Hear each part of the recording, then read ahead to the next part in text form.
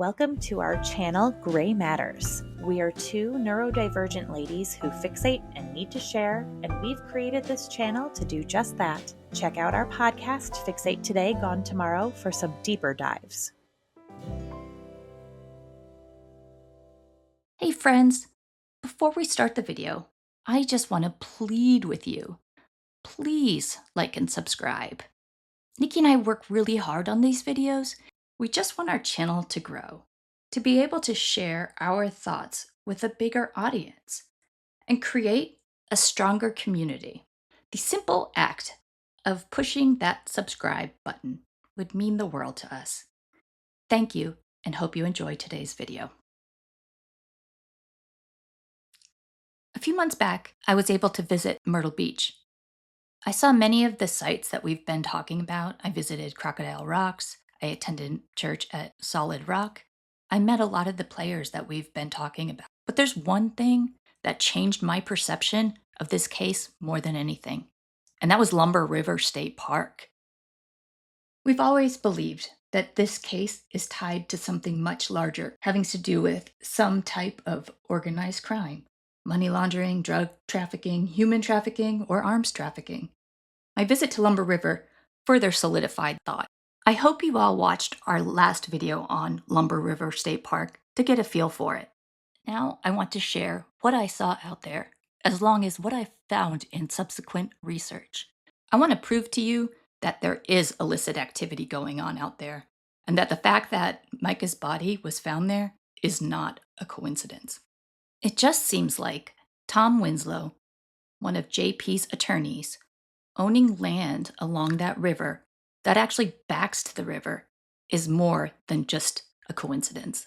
Upon my arrival at Lumber River State Park, I saw something that not only proved something fishy was going on, it proved something illegal was going on.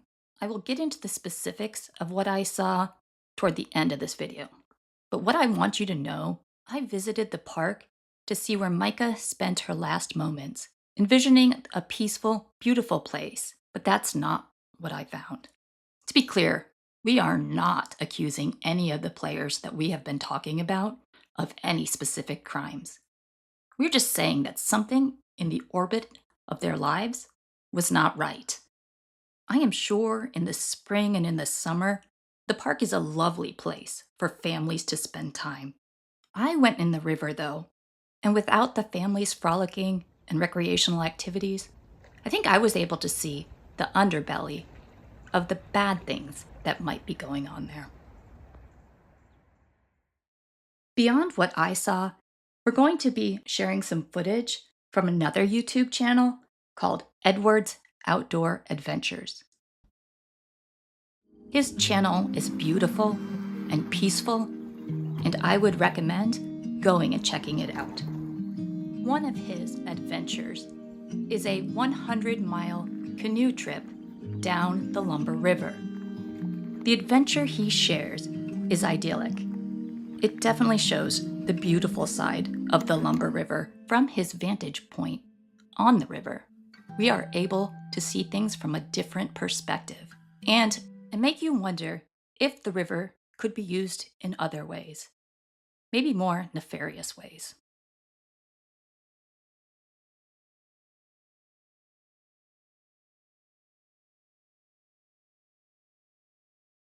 There is one called the Chalk Banks area.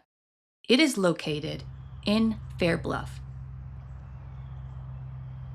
Fair Bluff is the town that Mica referenced when she made her 911 call. Fair Bluff itself deserves an entire video. We'll have to come back to that one of these days.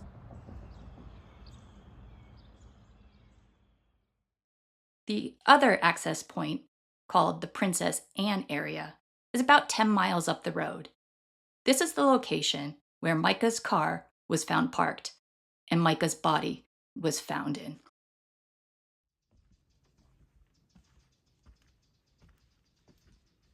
Here's a video of the pathway Mica may have walked to reach the area in which she was found.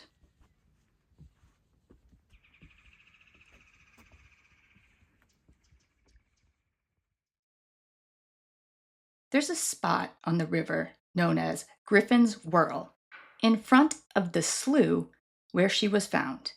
It is notable for the rotational effect in the water, where two parts of the river with different flow patterns intersect. I suspect the fisherman who heard the gunshots was fishing right around this spot where the rivers come together.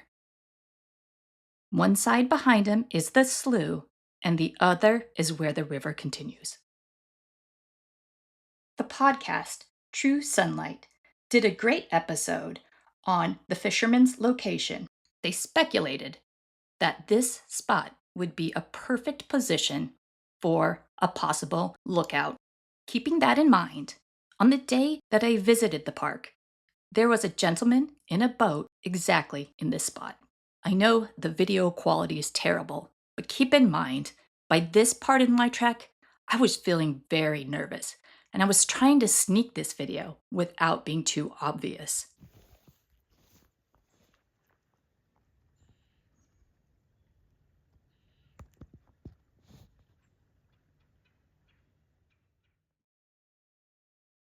The gentleman in the boat did not appear to be actively fishing. It was interesting. He sort of just seemed to be sitting there. Also, he was the only boat on the river at all. I attempted to sneak some more photographs through the vegetation. As you can see, I didn't do a great job. If you look very hard, you can see the man in the boat in the distance. The thing that surprised me was this area is not that large. There's a walking path that cuts through here, and even an overlook point. I presume in the summer there would be a lot more activity than there is when I was there in the winter. Why is this significant? Well, if there were gunshots to be heard, I can't imagine other people were not in the area. It seems likely that in the spring, many people would be out enjoying this area. And if so, they easily would have heard the gunshots. In fact, the gunshots would have been heard throughout the river valley. Let me tell you why I know this. Here is some footage that I stumbled on while watching Edward's Outdoor Adventures.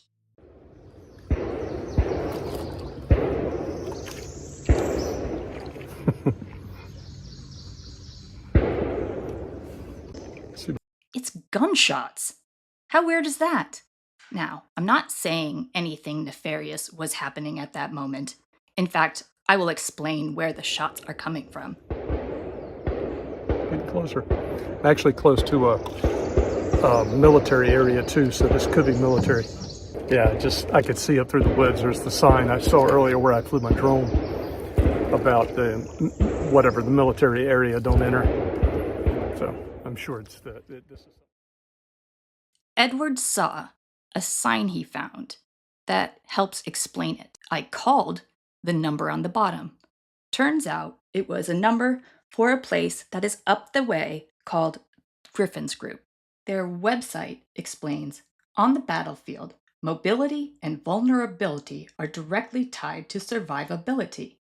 As the creator of military mobile force protection training, the Griffin Group has decades of experience in increasing the America's warfighters' survivability through technical driving development.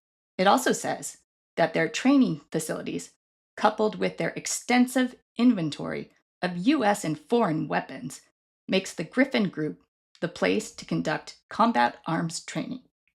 At first, the look and verbiage on the website seemed to me like it was talking about training of U.S. military troops. But it's not. It's open to the public. I think it's strange that they specifically say they train with U.S. military weapons, yet it's not related to the U.S. military. It's a training site for intense battle with U.S. weapons that's open to the public. Who would need that kind of training? But I digress, and we need to get back to the Lumber River. Back to the canoeing video. He goes on to share just how desolate and inaccessible many parts of the river are. While it's beautiful, it also makes me wonder, wouldn't this be a perfect place to smuggle people or goods? Especially if one was to be out there at night on a boat with no lights. Would it be possible for somebody to take advantage of the river and the desolate nature and do something like transport maybe illegal drugs and then offload them to a site located directly on the river? There have been FBI busts in the past that utilized such a scenario, including Operation Jackpot that occurred in South Carolina. Let's talk a little bit about the geography around the Lumber River. If you haven't already, please go watch our I-95 and trafficking routes video. The basic gist of it is that I-95 is the main north-south interstate highway on the east coast of the United States. It runs from Miami, Florida, all the way up to Canada. And it is a major trafficking route for all types of illicit goods. This includes drugs, illegal arms trafficking, and even human trafficking. I-95 passes through many major cities where there is a high demand for such goods and people. I'm sure you will not be surprised to hear that it also runs through North and South Carolina, and the Lumber River actually flows under it with a bridge you can see here. All along the Lumber River, there are tons of small back roads, the kind where you don't see another vehicle for miles. When I visited, I explored many of these. There are many bridges over these back roads, which make them prime access point down to the river. Here is just one example. We can see our canoeing friend pass under US 401. We can see if you follow US 401 all the way up, it actually connects directly with the I-95. And that's not all that far, and it's a very desolate road. Side note, and it's a very important side note, the Lumber River can actually be navigated all the way out to the Atlantic Ocean. I'm going to lay out a scenario, and you guys can tell me if it sounds crazy. Let's consider a boat full of drugs from, say, Colombia. It works its way through the Atlantic Ocean. It docks along the coast and offloads its goods to a smaller boat that can navigate the desolate river system all the way to the Lumber River. During the night, it docks and unloads the goods onto a private property along the river. Then, say, the drugs are moved and stored in a stash house. From there, the packages are handed off to inconspicuous boats such as canoes, kayaks, and fishing boats. Now, those boats could take the drugs and drop them off under one of the many bridges along the back roads that span the Lumber River. They could take those dark back roads all the way to I-95, which is not too far. They drop them with another trafficker who runs up I-95 toward New York or one of the other major cities. Drugs are more profitable the farther north they are. Oh yeah, I almost forgot to tell you the way I know some type of drug trafficking is happening on the Lumber River. You see, I saw it. I saw it take place. When I visited the park, as I was first parking, I saw a man walk out of the woods on the pathway with a duffel bag and a plastic-wrapped package that looked just like this. He walked over to a car, he placed it in his car, he proceeded to wait outside of his car as if he was waiting for somebody. Probably not the smartest move on my part, but I actually tried to get a picture. I didn't catch him with the items in his hand. But I did get a picture of him standing outside the car. I think that's a photo that I will not share for obvious reasons, but I have it. The most alarming part? He wasn't even trying to hide it. What does that say about law enforcement in the area? After seeing this, when I entered the park, I did see it differently. I did have a different perception. And I was especially aware of the things that just didn't seem right. I only passed a few people on the pathway that day, but the ones I did had a familiar look to them, a hollowed out, ghost-like look. You see, I was a pharmacist for many, many years. Back in the day, we would see people who went pharmacy to pharmacy buying as much Sudafed as they could. They bought the Sudafed so they could use it to make meth. The thing is, the moment they walked in and came up to the counter, we knew exactly what they were there to buy. There was just a look about them, that exact same look I saw in the faces of each person I passed that day on my path down to Lumber River.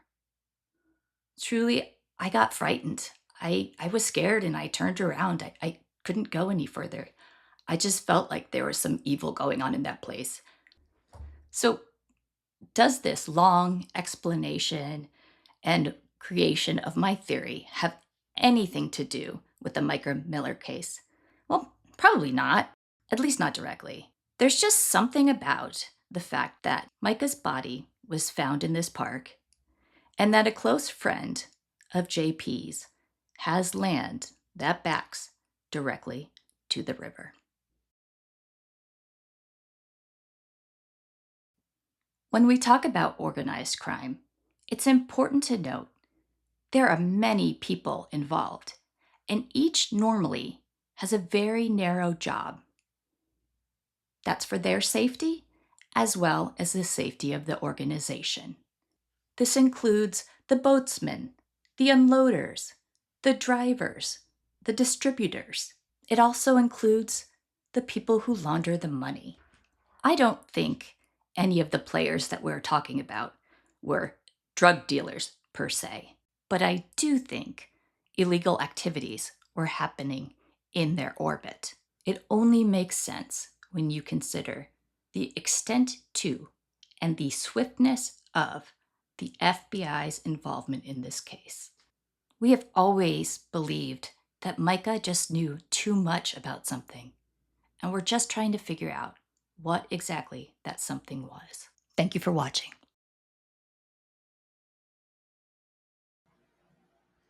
Thank you for listening. Please comment, like, and subscribe. You can also check out our podcast, Fixate Today, Gone Tomorrow, for more content. Have anything you'd like us to fixate on? Reach out and let us know. Thanks for joining us. Disclaimer: we are not investigators, journalists, detectives, law enforcement, or historians. We are two neurodivergent ladies who just hyperfixate. Please do not take our opinions and ideas as statements of fact. All allegations are just that. We are not accusing anyone of anything, simply offering our interpretation of what we've researched.